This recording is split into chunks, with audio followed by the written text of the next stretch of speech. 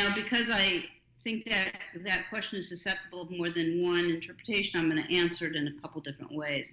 Usually, as you know, what happens is the district does the initial evaluation, they do a multidisciplinary team assessment, and then unless there's a reason to do further observation, they won't assess again for 3 years. But in theory, they can assess as often as at least once a year. And sometimes parents are a little surprised to hear this, but if you want to get services from the district and people ask you if they can do an observation of your child, if you say no, the law basically says you're not going to be able to get services, essentially. I mean, it's a little more attenuated than that. But one of the things we have to talk about sometime is why, we tell parents not to refuse when all their instincts tell them they want to refuse. But that's a different topic. But what I wanted to say about district observations is they have access to the pupil generally because she is in their school. And they are not limited at all in terms of the amount of time that they can take in order to observe the student. They can do it over multiple days. They can do it in different settings. They can do it with different people on the same team. And what they're trying to do, what they're supposed to do, is come to some understanding of the unique needs of the student by both these observations and the testing that they do. Now, the other problem that you have as a parent, if you want to contest their findings, is they're going to say, well, we're there every day with him. We've seen, we've spent 20 hours observing him. You haven't seen him at all. And so the way the law used to work, if a parent wanted to do a school observation in California, was you had to do it before you filed for due process. That was the rule. And the rationale was, if you were asking for this evaluation after you'd already filed for due process, you were already rejecting the placement. And so what would the purpose be in allowing you to see the placement? Now, we got into an observation fight with Long Beach, probably, I think, in the early 2000s. I don't think I've talked about this on the show. If I have, tell me, Shannon. I don't think so. Okay. Anyway, what happened was the district offered a placement, and they wouldn't let us see it because we'd already filed for due process. And so we actually got involved in litigation. We lost at the district court level. We had to file something in district court on the right to observe, but we won at the appellate level. And that case is called, I believe it's called Benjamin G. versus State Hearing Office. It may be called Benjamin G. or Gaster, Gaster versus Long Beach. If people want to see it, I can dig it up and get the citation next week. But anyway, it was a good decision for us. It was a really good decision. It didn't go far enough, as you'll see in a minute, but it was a good decision, and here's why. The appellate court looked at the reasons why parents would want to do a classroom observation, and they said there's a thread running all through IDEA that parental participation in the IEP is a very important thing.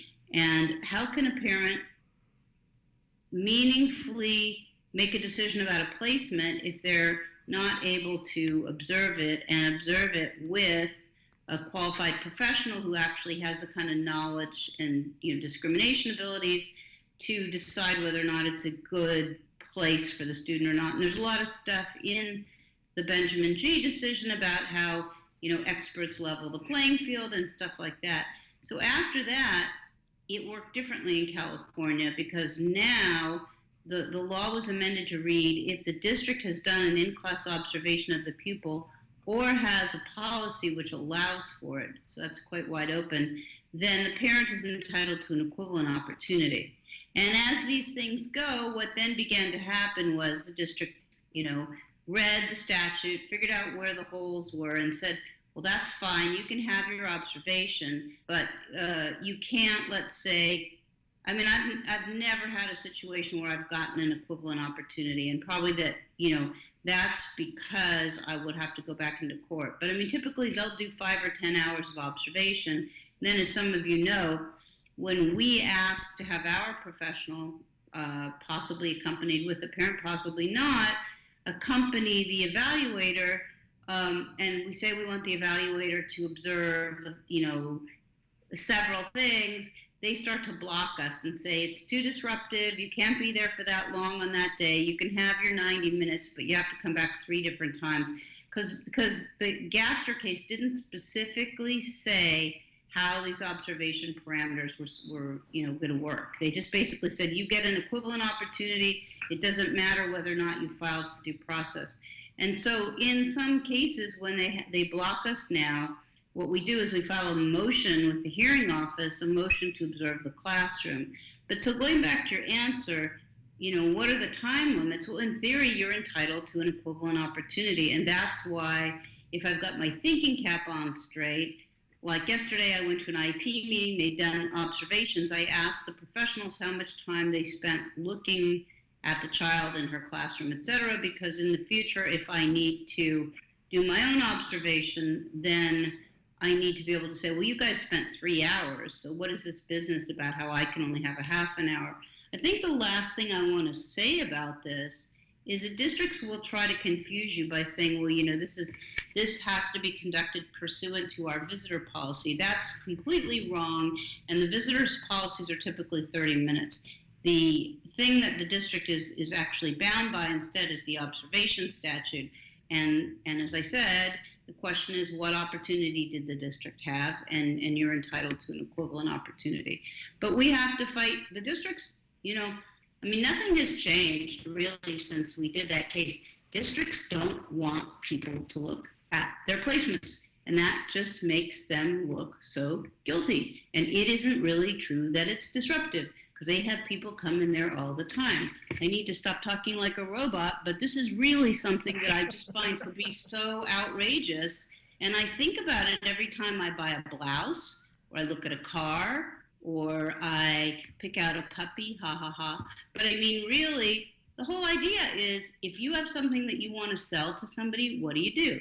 You show it to them. You make them like it. You make them excited about it. Well, guess what, people? That's not happening in California. I can think of one case that I have right now in a district where they are so concerned about the kid and they don't know what to do about him that they've let our evaluator come in and spend the whole day there. That has never happened before in my practice life. So I'm soapboxing a little bit. Probably the way to get me off the soapbox is I'm going to read you the next question, unless you have a question, Shannon. No, what I'm hearing though from that, Bonnie, is that now whenever I talk to parents about IEPs, what I just think it's brilliant what you said. So whenever they assess our kids, while things are going well, we should just ask the question of how many hours did you use to assess? Because at that point, they're trying to impress us. When they're offering us their faith and we're saying, what are you basing it on? They like to say, we spent hours on this. And that's the point at which we need to ask, make a note. That's why we need tape recorders, keep that filed, so that when things go south, we can come back and go, well, you told us you took 20 hours. Because they were trying to impress us before, but that's going to get them in a sticky wicket. And I don't believe that schools know that that's what the rule is, but it's brilliant that that's what the rule is, and we can use that. So that's a goodie in and of itself, Bonnie. And I guess a side comment about this is district assessments are often not, maybe they do a lot of observation, but oftentimes their assessments are very quick. And if you look at their functional behavior assessments, they oftentimes really cut corners in terms of collecting data. So you really want to know who did what and how long did it take. Yep.